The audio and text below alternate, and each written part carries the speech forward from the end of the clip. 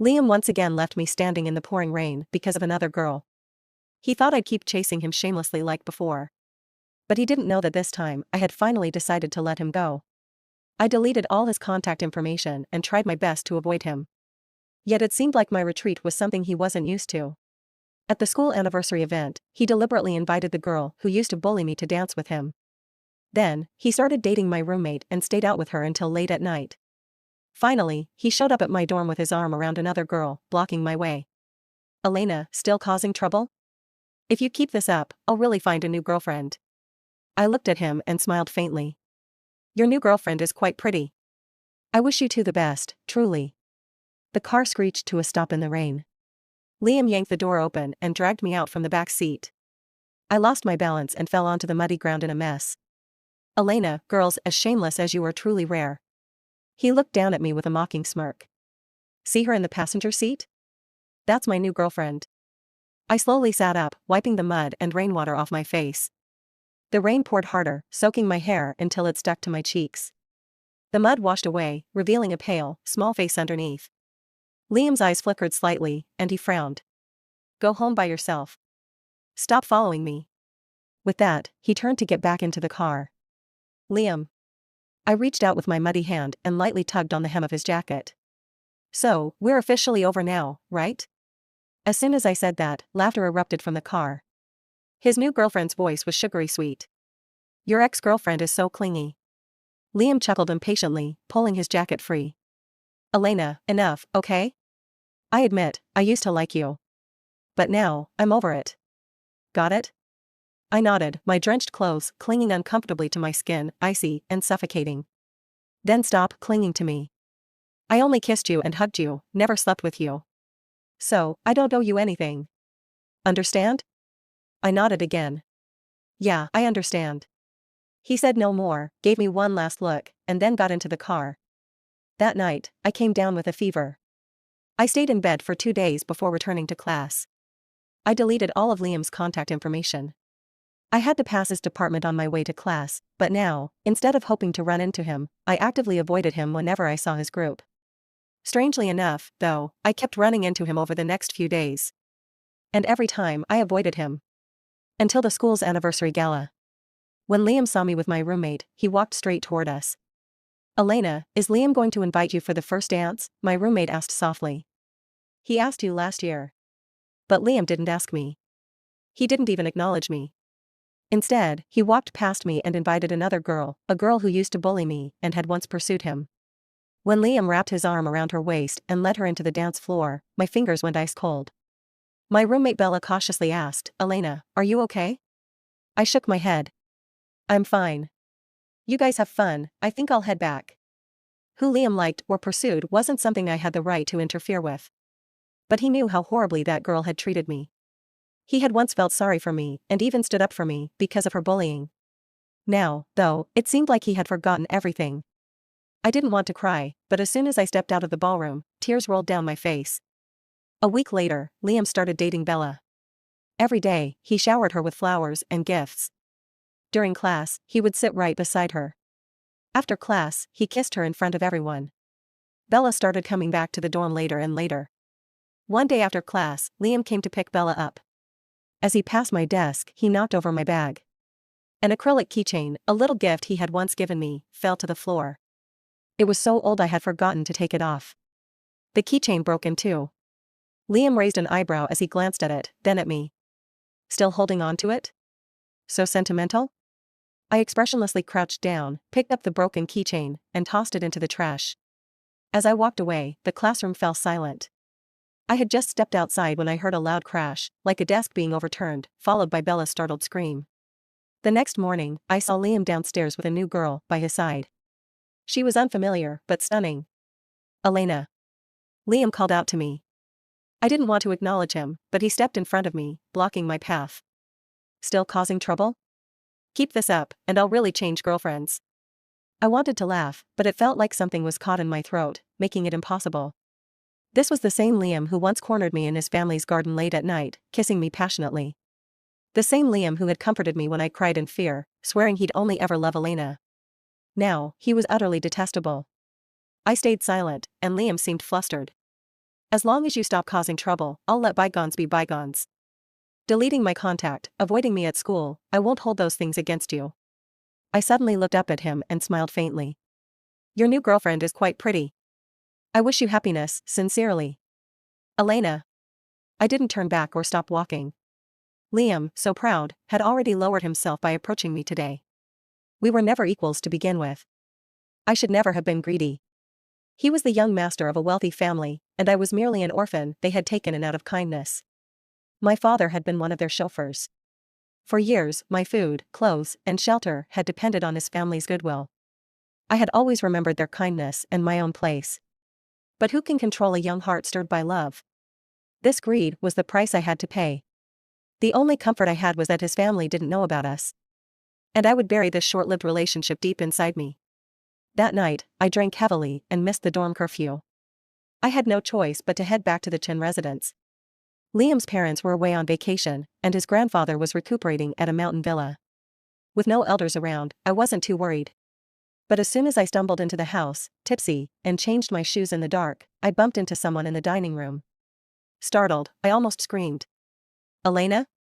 Mason's voice rang out just as the lights came on. Seeing the man before me, my heart nearly stopped. It was Liam's young uncle, Mason. It took me a moment to stammer out a greeting. Mason. Mason frowned slightly. You've been drinking? Just a little. It was a classmate gathering. I was so flustered that I didn't dare look at him. Yet, I was so drunk I could barely stand. Mason glanced at me. Go sit over there. I quickly obeyed and sat down on the edge of the sofa. I'll have someone from the kitchen make you a sobering soup. Drink it later, he said as he reached for his phone to call someone. Panicking, I stood up hurriedly, grabbing his sleeve in a fluster. No need, really. It's too much trouble. I'll just sleep it off. After all, I wasn't a part of their family. Even though the elders were kind and affectionate toward me, I always remembered my place and never crossed the line. Mason pulled his arm back coldly. Disoriented and weak-kneed, I lost my balance and collapsed to the floor when he yanked his arm away. Mason was tall, and as I fell to my knees, my forehead struck his belt buckle directly. The sharp edge cut into my skin, leaving a bloody scratch that quickly oozed droplets of blood. Clutching my wound, I teared up from the pain. Mason. Mason immediately removed my hand, cupped my face, and bent down to inspect the injury. Just then, the sound of staggering footsteps echoed from the entrance. This was followed by Liam's drunken voice calling out, Elena, Elena. Mason's expression shifted slightly as he looked at me. My heart pounded wildly, terrified he might suspect something.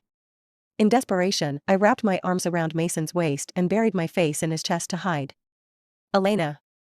Liam's voice grew closer, and as he stepped through the doorway, he saw Mason bending over, holding a girl in his arms. The girl was kneeling in front of Mason, her arms wrapped around his waist. The intimate and suggestive posture sobered Liam up instantly. He spun around, intending to leave, but his drunken stumble caused him to knock over a decorative piece on the cabinet, creating a loud crash. Liam's breathing hitched. In the entire family, the person he feared most was his uncle Mason, who was only a few years older than him. And now, catching Mason in such an intimate moment with his girlfriend, Liam wished he could disappear on the spot. Mason, I'm sorry. Liam stammered.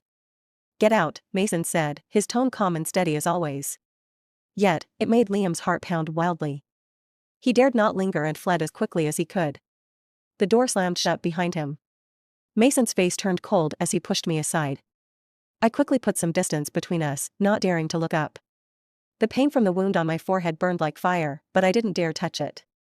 I'm sorry. I didn't mean to. I stammered, unable to admit that I'd acted out of fear of Liam discovering us. Mason looked at me sitting on the floor, dazed and pale, with the blood on my forehead drying and the edges of the wound red and swollen. His expression softened slightly. Come with me. Let's treat your wound, he said, turning toward the stairs. I didn't dare delay and scrambled to get up, though my legs were so weak I could barely stand. Leaning against the sofa for support, I steadied myself. Mason walked a few steps, then turned to look back when he noticed I wasn't following. Elena, he called, his voice calm but firm. Tears welled up in my eyes. I can take care of it myself in my room. There's no need to trouble you, I whispered, my voice trembling. He was silent for a few seconds. As you wish, he replied before turning and heading upstairs. I watched his retreating figure, my emotions in turmoil. It was too late to say anything now. All I could hope for was that Mason hadn't noticed anything suspicious earlier.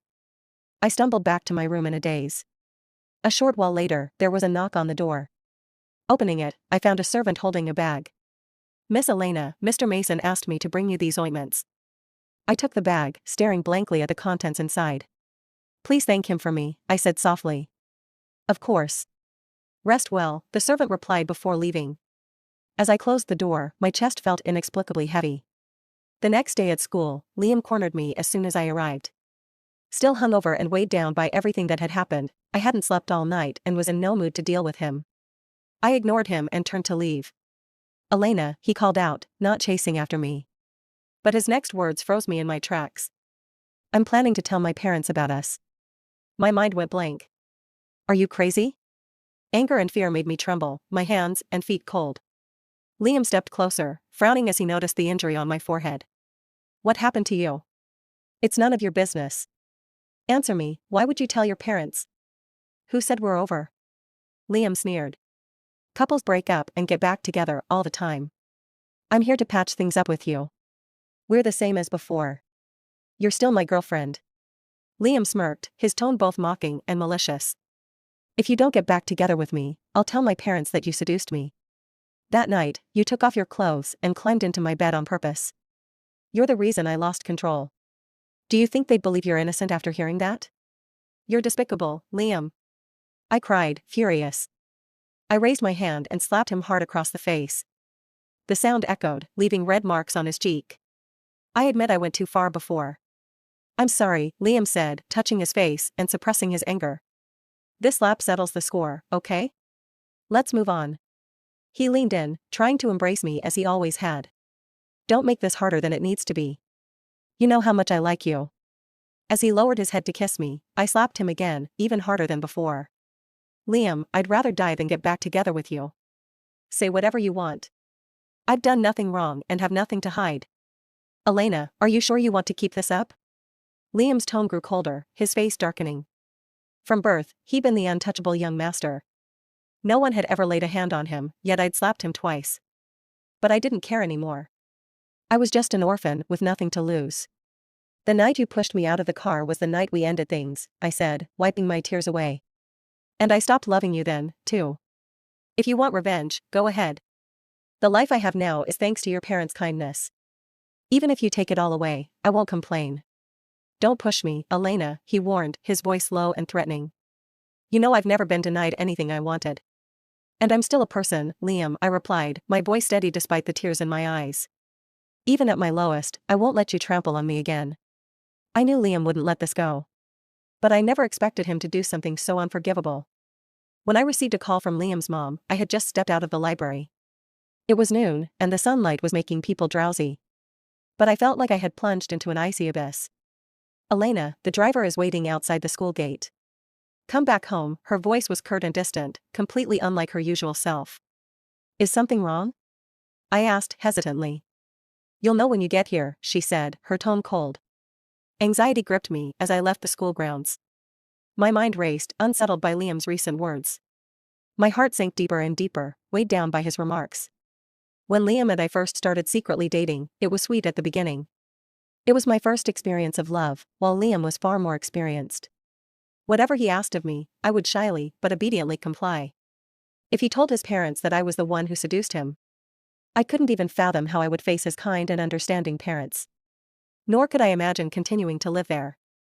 As I feared, the moment I stepped into the Chen family's living room, Liam's mom threw a stack of photos onto the table in front of me. The photos showed me, with wet hair, wearing a white men's shirt, smiling shyly yet alluringly at the camera. I remembered that day vividly. Liam and I had gone on a date and got caught in the rain on our way back. Both of us were soaked, and Liam whimsically handed me one of his shirts after my shower, asking me to wear it. I had agreed without protest, doing as he suggested. He seemed to like how I looked, complimenting me repeatedly. That night, he kissed me endlessly, almost losing control. Later, he took several photos of me with his phone. "These are for my eyes only," he had said, creating a private album for them. "Elena, you've really disappointed me," Liam's mom said, her face dark with anger. "I've always treated you like my own daughter. All these years, I've been nothing but good to you. How could you send these kinds of photos to Liam?" Staring at the photos, I was at a loss for words. I had willingly worn the shirt, agreed to the pictures, and kept my relationship with Liam a secret from his family. Liam's mom was convinced I had seduced him. What could I say to explain myself? They had raised me for years, providing me with a life of privilege, treating me like a daughter. I owed them too much to argue or risk bringing them shame. "Auntie, it's my fault," I said softly. I entertained feelings I shouldn't have. I knelt down and gathered the photos scattered on the floor. "You have my word. I've thought it through and won't repeat such shameless behavior. I'll move out today." I took a deep breath, holding back tears, and bowed deeply. "Thank you for all the kindness you've shown me over the years. I will never forget it." With that, I turned to head upstairs, but as I did, I caught sight of Mason standing a short distance away. I hadn't noticed when he returned. His suit jacket was draped over his arm. It was unclear how much of the conversation he had overheard. I was too flustered to care and gave him a hasty nod before trying to leave. "What's going on?" Mason's voice stopped me. "It's nothing. I'm just going upstairs," I replied, my voice trembling. "Then why are you crying?" Only then did I realize tears were streaming down my face. Mason reached for the photos in my hands. I tried to snatch them back but froze under his sharp gaze. Like Liam, Mason was someone I feared. Even though it was his idea years ago to have Liam's parents adopt me, granting me a safe and stable life, his presence was always intimidating. "Because of these photos?" he asked, glancing at Liam's parents. "This isn't Elena's fault." "What?" Liam's mom looked puzzled. Mason handed the photos back to me. "I took these photos of Elena," he said calmly. "But Liam said." Mason cut her off with a faint smile. "Liam and Elena had a fight recently. That kid held a grudge and decided to pull this stunt to mess with her." Liam's mom let out a breath of relief but still looked skeptical. "Then why would you take such photos of Elena?" "She's still a child," Liam's father added with a frown. I stood frozen, overwhelmed and confused by Mason's unexpected intervention. Mason walked over to me, his hand resting lightly on my head. "She's 21 now. Hardly a child anymore," he said. "And dating isn't a crime, is it?" The situation ended in a bewildering way. I inexplicably became Mason's girlfriend. Liam's mom apologized to me and scolded Liam harshly. "He's getting more and more out of hand these days." "Exactly. He used to bully Elena, but now he's gone so far as to pull a prank like this. Elena's reputation matters, especially since she's a girl. I won't let him off this time." "Liam does need some discipline," Mason said. "Why don't we have him work under me at the company for some training?" Liam's mom immediately agreed, beaming. "That's a great idea. I'd feel completely at ease with you in charge." "Don't hold back," she added. "Don't worry," Mason replied. Then he turned to me. "I'll take Elena out for dinner. We won't be back tonight." In the car, Mason finally let go of my hand. He gave the driver an address, then turned to me. "Elena, I remember you were 9 when you first came here."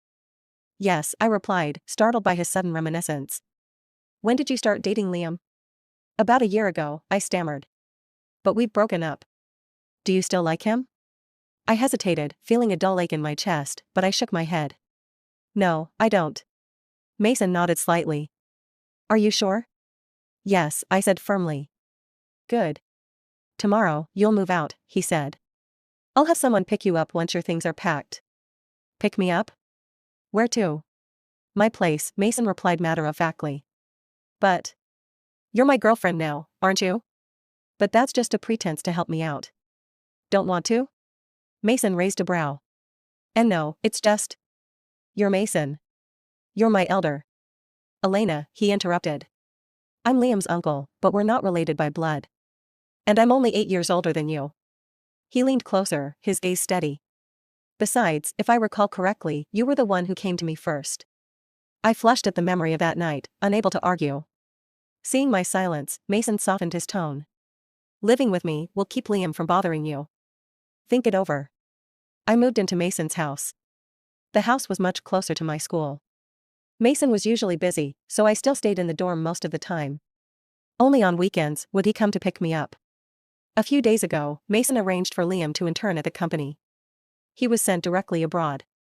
Liam feared Mason and didn't dare slack off on work matters. As a result, he was constantly busy and had no time to pester me anymore.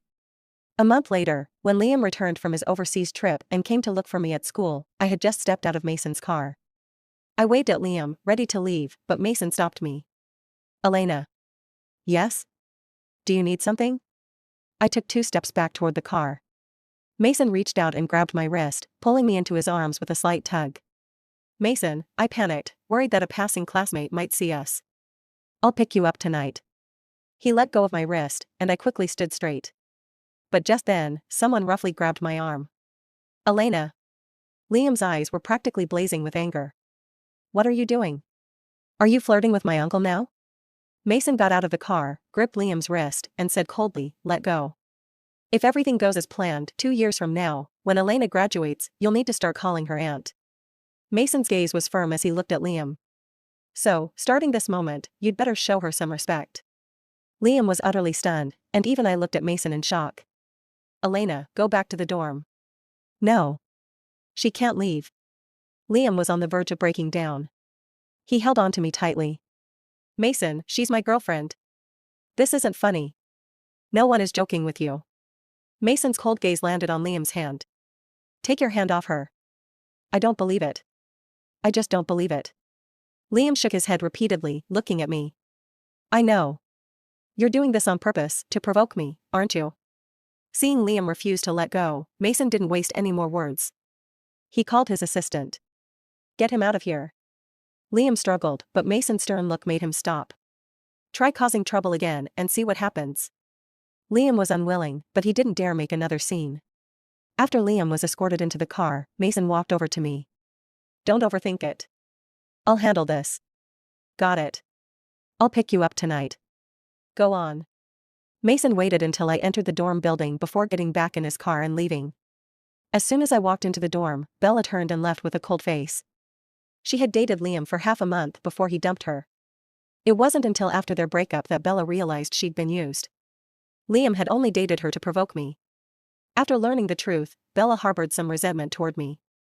I wanted to make amends, because Bella had been one of my first good friends in college.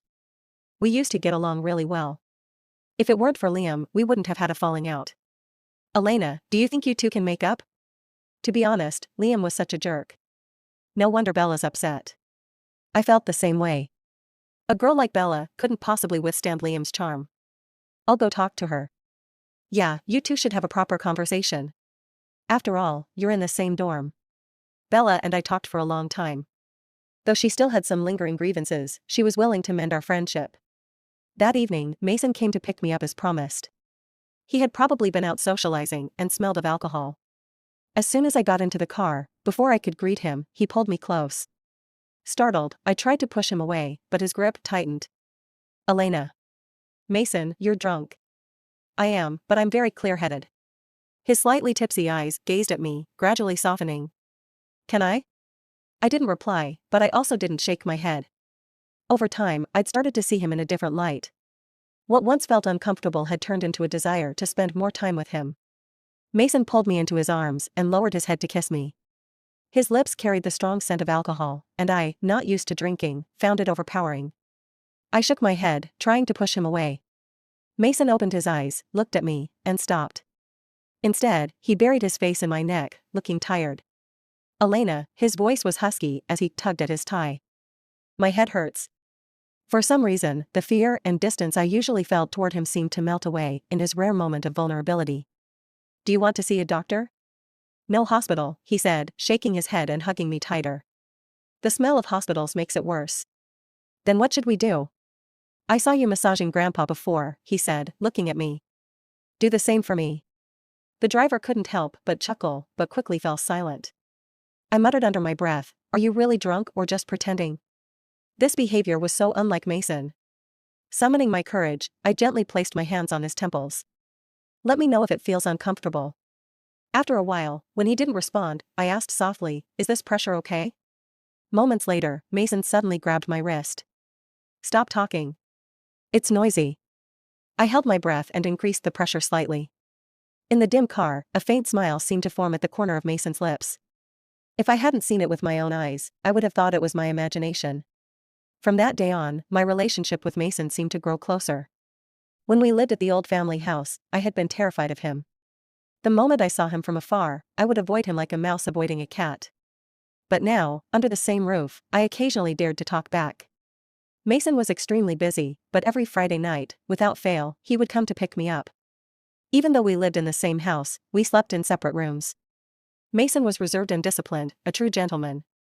Except for a goodnight kiss on weekend nights, he rarely showed any physical affection. Living with him, I gradually felt at ease. For the first time in years, I experienced a sense of belonging, as though I truly had a home. Every elder in the old house had treated me kindly. But as a child living under someone else's roof, I had always been sensitive and mature, beyond my years. Though I lacked nothing materially, I'd never felt a sense of home, not even during the months when Liam treated me well. Yet with Mason, I finally found that feeling. I couldn't pinpoint when it started, but I began looking forward to Fridays. Looking forward to seeing his car downstairs. Looking forward to opening the car door and seeing him. Looking forward to curling up with him on the couch to watch a random movie. Looking forward to those goodnight kisses on weekend nights. I loved hearing him call me Elena. It felt intimate, like a warmth that softened my heart. It made me feel like a little girl again, someone who could be willful without the fear of being disliked or sent away. On the eve of summer vacation, Mason had a 2-week business trip to France. Initially, he planned to take me with him. But I had an important exam coming up, so I couldn't go with him. The day I finished my exam, Bella suggested a night out at a bar with our dorm mates to unwind. After taking a shower back at the dorm, I was drying my hair when I made a video call to Mason. It took him a while to pick up. In the video, Mason was wearing a navy blue shirt, sitting in what appeared to be an office. By my calculations, he still had 3 days before coming back. Yet, from the second day of his trip, I already started missing him. Heading out? He asked. Yes, I'm going to a bar with my dorm mates later. We might have a few drinks. I'll arrange a car to take you there and pick you up afterward. No need for that. It's just my dorm mates and classmates. How did the exam go? Not bad. Looking at Mason on the screen, I couldn't help but reach out and lightly touch his face. Mason, you're coming back the day after tomorrow, right? Yes. Should I pick you up? Mason chuckled. You'll drive? I glared at him, puffing out my cheeks. I've had my license since I became an adult. All right, then. Come pick me up. I'll go dry my hair now. Elena. What is it, Mason? In the video, Mason gazed at me, his expression relaxed, carrying a trace of gentleness. Call me when you get back tonight. Got it. I got you a gift. On the screen, I smiled, my eyes curving into crescents. Thank you. You're the best. Go now, dry your hair, or you'll catch a cold. Roger that. As I headed out, a sense of elation filled me. The night was electric, and I ended up drinking a bit too much. Since most of us were girls, the drinks were mainly beer, fruit wines, and low-alcohol cocktails. But the mix of drinks made me dizzy, quickly. At that moment, Bella approached with a glass of wine. Elena, she said, handing it to me. Have a drink. I smiled at her foolishly through my haze. Does that mean if I drink this, everything's fine between us? Bella laughed. Yes, drink this, and it's all good. Not one to overthink, I downed the glass in one go, and Bella did the same. Let's step outside and talk, she suggested. The private room was noisy, filled with chaotic chatter and laughter, making conversation impossible. I followed Bella out. This room is empty, let's sit here. Bella led me to the end of the hallway and opened the door to a private room. But I didn't step in. Bella, I called out. She turned to me, the smile on her face fading entirely. If I'm not mistaken, someone's in that room, aren't they? My pounding headache made me steady myself against the wall. Orphaned young and raised under someone else's roof, I, Elena, grew up cautiously, far from a naive girl without defenses. Elena, don't blame me, Bella said, grasping my arm. Liam told me to bring you here. If I didn't, he threatened to post my photos online. Bella's pale face twisted into a bitter smile. I truly like him, but he's never felt the same about me. I'm not doing this for him, I'm doing it for myself. Elena, I'm not like you. I can't afford to lose face. My family can't afford it. With that, she yanked me into the room. As I struggled, Liam's hands firmly gripped me. Bella released me, her expression vacant. Bella. I called her name weakly, but she had already closed her eyes and shut the door. Darkness consumed my vision. Liam's body pressed against mine, the strong smell of alcohol enveloping me. Elena, he murmured. I should have taken you long ago. I shouldn't have held back just because you were younger. I fought back with all my strength, but Liam was far stronger. My body, burning with heat from the alcohol and drugs, refused to obey me. He spun me around to face him and forced a harsh kiss on me. As I tried to push him away, a maddening desire clawed at me from within. Mason has a cleanliness obsession, Liam sneered. Once I have you, he'll never want you again. For the rest of your life, you'll be mine, even if it kills you. Cold air rushed over me as he tore my dress apart. The shock cleared my head for a brief moment. When Liam leaned in to kiss me again, I summoned all my strength and kneed him hard. But what I thought was all my strength barely fazed him. He grunted in pain but quickly retaliated, his hand closing around my throat. How long have you been sneaking around with Mason under my nose? For years, women have thrown themselves at him, and he's ignored them all. Why you? He knew you were dating me. Liam's handsome face contorted with rage. I clawed at his hand, gasping for air, on the brink of passing out. Then, just as my vision dimmed, Liam suddenly let go. He flung me onto the couch and lunged at me again. At that moment, the door burst open with a loud crash. The weight pressing on me disappeared. A thud followed by Liam's pained scream echoed in the room.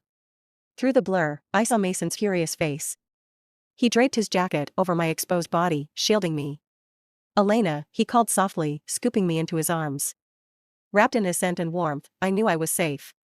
Tears streamed down my face as I buried myself in his chest. What are you doing here? I choked. Weren't you supposed to be in France?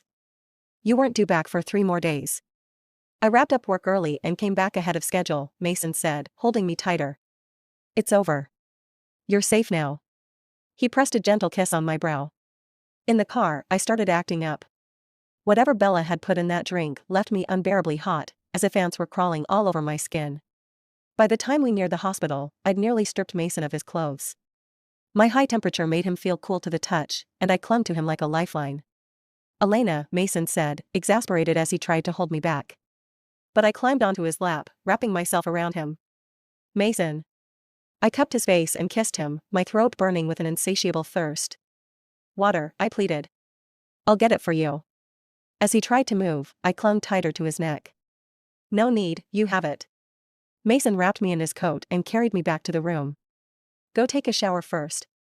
He carried me to the bathroom. The water temperature was intentionally set a little lower than usual. At first, I felt somewhat comfortable and stopped pestering him, humming softly instead. But just 5 minutes after I got out of the shower, my body started to heat up again. Mason's shirt and pants had gotten a little wet from the water. The thin fabric clung to his chest muscles and abs, and the definition of his muscles was so tantalizing. I couldn't help but stare. I couldn't resist reaching out to touch him again. This time, he didn't push me away. Instead, he picked me up and sat me on the sink, grabbing my chin and kissing me deeply. When I was feeling dizzy from the kiss, he whispered in my ear, Elena, are you still uncomfortable? Uncomfortable. Do you want to feel better? I nodded vigorously. Mason lifted me up, hold on tight. But there's no such thing as a free lunch. If you want comfort, there's always some suffering at the start. I almost kicked Mason off the bed. But I still felt wronged. You're a liar, you're bullying me. Mason restrained my thrashing legs. He grabbed both my wrists with one hand and pinned them above my head. He leaned down, and that smile of his was almost devilish. Yes, I'm bullying you. His smile made me feel dizzy. Before I knew it, he had his way with me for the whole night. Liam stayed in the hospital for 2 weeks. That night, he had the misfortune of being kicked to the ground by his uncle, breaking 2 ribs. As soon as his injuries healed, he was sent abroad. As for Bella, Mason asked for my opinion. I hesitated for a long time. If I pursued this matter, what Bella did to me by drugging my drink was no small thing. It was a criminal offense. She would never graduate, and there would be a permanent stain on her record. But I'm not a saint, so in the end, I decided to call the police and let them handle it.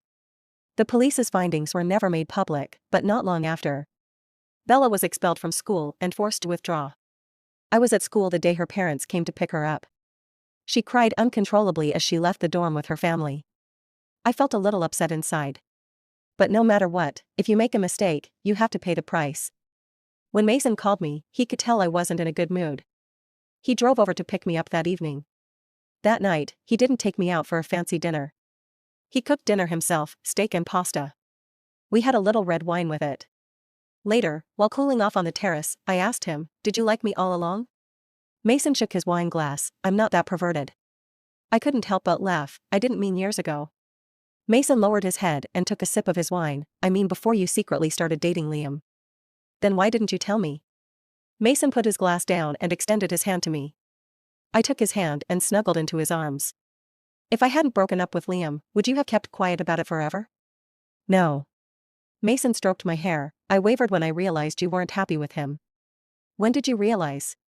One night I came back late, and you were crying alone in the garden. I heard you calling Liam over and over again, but no one picked up.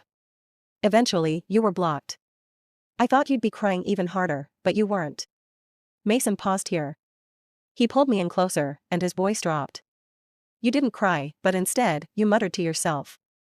What did I say? Mason kissed me lightly. You said, "It's no big deal, Elena, it's not like this is the first time I've been abandoned. There's no reason to cry." Tears silently streamed down my face. I was just telling the truth. After my mom and dad divorced, it was just my dad who raised me. When I was little, I hated my mom for leaving me, but later, when I heard she passed away from illness, I was still heartbroken. Then, my dad left me too. From childhood to now, I've had to face farewell after farewell. So later on, as I grew up, breakups didn't hurt as much for me. It felt like I had already gotten used to it, living alone, just me. It won't be like that anymore. Mason gently patted my back. Elena, I'll be with you from now on. Why do you like me? Mason looked down at my tear-streaked face. At first, it was pity. You were just a little girl who became an orphan, and that was really sad. Then, as I watched you grow up, clearly walking on thin ice, but pretending everything was fine, it made me feel heartbroken. But pity and heartache aren't the same as romantic love. Mason smiled lightly. Later, when I found out you and Liam were secretly dating, I couldn't sleep for half a month. I knew something was off. Then why did you act like that? You clearly liked me. That night when I hugged you while you were drunk, why were you still so mad? I thought you were just using me to make Liam jealous. I'm not that bored. I poked his chin. I don't like him anymore. What about me? I felt a little dazed, staring at Mason, yet in my mind, I saw that young man from more than a decade ago. Slim and handsome, standing tall like a poplar, his presence outstanding. The living room was full of people.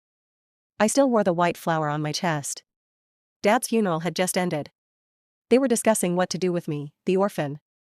My dad had died on duty, and Liam's grandfather, a kind man, had helped with the funeral arrangements.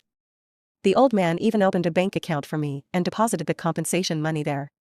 At the time, distant relatives surfaced, eager to adopt me. It would have been the easiest arrangement for their family. Liam's parents were all for it. I was only 9 at the time. But I had a vague understanding that I would probably have to go with these relatives I had never met to another province. I had never seen these relatives before, but now, they came out of nowhere, pretending to be kind. Even as a child, I could sense their insincerity. It must have been because of the $2 million in compensation. But as a 9-year-old, I had no choice. I was like a drifting reed, just going with the flow, being controlled by others. But then Mason suddenly spoke up. Let her stay here. What's the problem with one more person at the table? We can afford to feed her. After all, her father died serving us. Our family taking care of her would look good on us. After saying that, he walked over to me and took my hand. Elena, do you want to stay? At that moment, I was as frightened as a bird shot with an arrow. But when Mason held my hand, it felt like a drifting boat had finally found a shore. In my subconscious, I always felt that this uncle, who had no blood relation to me, was somehow far more reassuring than the so-called cousins and their spouses. I nodded through my tears, gripping his hand and refusing to let go. Mason wiped my tears away. Then stay here. He was highly favored in the family. The old man, who adored his youngest son, who was so like him, both wise and steady. He rarely asked for much, but since he had spoken up this time, the old man, of course, wouldn't refuse him and immediately agreed. From that moment on, I stayed with their family. A driver's daughter, yet I was raised in comfort, like a young lady. My fate was rewritten because of Mason. Round and round, the man I once timidly called Mason had become my boyfriend and gave me a home. My eyes grew wet and warm. Mason. Thank you. Elena, you know what I want to hear. I held him tightly, not letting him see how disheveled I looked from crying. He would never know that when I was young, I often dreamed, and in those dreams, the people who appeared would always take the form of Mason. As I grew older, my courage became smaller. I thought I could never touch someone like him, and so I stopped daring to dream of him. I deliberately erased him from my mind. The young girl's budding feelings were severed before they could even fully grow. But luckily, fate had its way, and now, we had reconnected. Carry me to the bedroom, and I'll tell you everything. All right. Mason picked me up. I rested on his shoulder, feeling the rhythm of his heartbeat. It turned out that every love story had its trace to follow. When Mason, at 17, had taken the hand of 9-year-old Elena. Now, at 21, Elena was more than willing to offer him her whole life. And,